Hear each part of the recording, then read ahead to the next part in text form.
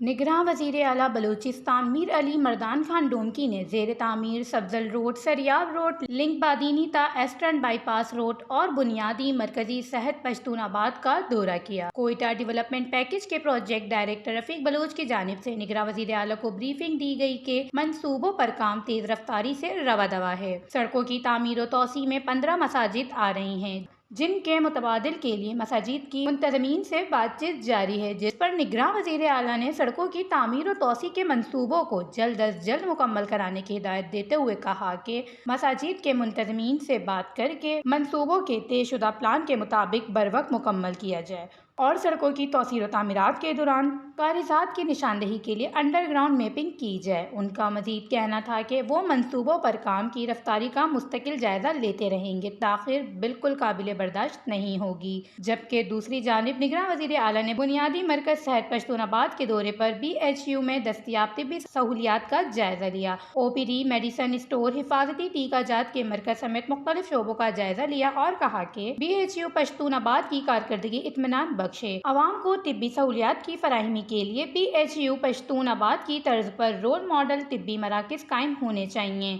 Wash news, Quetta, Balochistan.